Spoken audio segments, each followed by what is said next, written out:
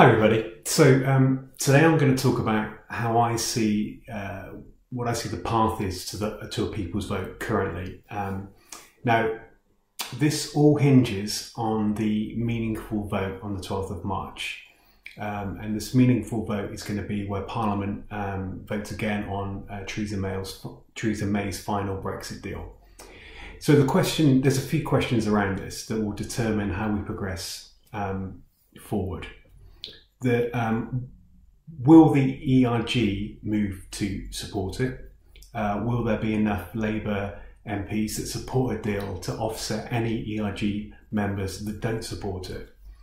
Now, I believe it's going to be tight. The numbers are going to be tight in Parliament, but I think Parliament will end up rejecting Theresa May's deal again. So they will then move on to a vote on whether to go for a no-deal Brexit. Now, this is something Parliament, I think, will overwhelmingly reject. So following on from that, Theresa May will then seek an extension to Article 50. So this may be for 21 months, where we participate in the European Union elections, or alternatively, I have heard a suggestion that it may be possible for us to send our current MPs to sit in the European Parliament over that period. Or the extension may be just for 2 months, where once again Theresa May will try to get her deal passed through Parliament at some point during that extension period. So it's during this transition period that the move towards a people's vote will gain strength in Parliament. And it is during this period where the ERG will also make their last stand for a no-deal Brexit. In other words, crashing out into WTO rules. So I don't believe the ERG are going to get their way. What is more likely, in my view, is that MPs will begin to coalesce around the idea of supporting Theresa May's deal, but on the proviso that it is then put back to the people in a referendum. So the options would be Theresa May's deal or Remain. Now, some of you are probably going to think, what about the other options that are on the table? Well, there's only really one other solution that's been proposed, and that's the Malthouse Compromise and the use of Article 24 of GATT. So what's the Malthouse Compromise? Well, this is an idea where we pay for a couple of years, pay into the European Union for a couple of years to remain in a transition period. So during that period, we can negotiate a free trade agreement in an attempt to mitigate the issues with the Irish border. And we can use Article 24 of GATT to allow us to remain trading as we are. But this is dead in the water. And it's dead for a few reasons. Firstly, the European Union must agree to this. But they've already stated that they will not open the withdrawal agreement. And for the Malthouse Compromise to work, the withdrawal agreement would have to be completely renegotiated. The EU won't fracture and align themselves with the UK at the expense of Ireland. And there's a very simple reason for this. The small countries in the European Union will not allow that to happen because they would fear it would set a precedent. Now, remember, the European Union sees itself as a peace project first and foremost. So its unity is essential.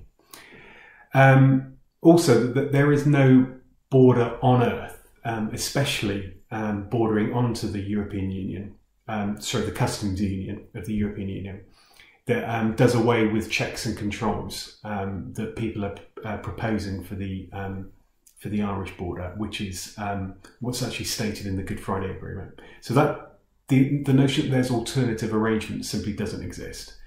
There is no technological solution available to allow that to happen. And also, most trade experts now agree that Article 24 of GATT does not allow free trade to continue, even though people like Nigel Farage, etc., claim that it does. It's actually a non-starter. Article 24 of GATT is a non-starter. Now, I've done a video previously about Article 24 of GATT, so if you want to see that, have a flick through my videos. So this leaves us with three options still. We have Theresa May's deal, we crash it onto WTO rules, or we remain in the European Union.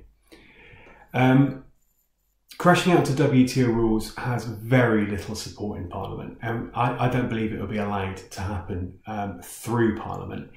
Ironically, the only way it could happen is via a referendum. That way MPs can wash their hands of it, because it would be the people that voted for it rather than MPs passing it through. So this is, again, ironically, this is the best hope the ERG have got to get their beloved WTO option through via a people's vote. So I think they will end up trying to get a referendum offering WTO or Remain, or possibly WTO Theresa May's deal and Remain, but with a single transferable vote. Now that may happen, but I think it's unlikely. So I believe if we reach an extension period, which I think we will, then a people's vote will almost certainly happen in one form or another. And the most likely option is that we'll have a referendum, and the options will be Theresa May's deal or Remain. Now, much can change in the coming weeks and months, and it's a fool who would put money on this. But as it stands, a people's vote is very much alive and kicking. And the further we go into an extension period, I believe the more likely it is that it will happen. So all eyes should be on Parliament on the 12th of March. That's assuming Theresa May doesn't delay the vote again. That's when I think we'll finally have more clarity on how this is moving forward. But today, as it stands, I believe a people's vote will happen, and nothing I have seen so far has changed my mind on this. So keep fighting. Come on the march in London on the 23rd and demand a final binding ratification referendum so that your voice is heard.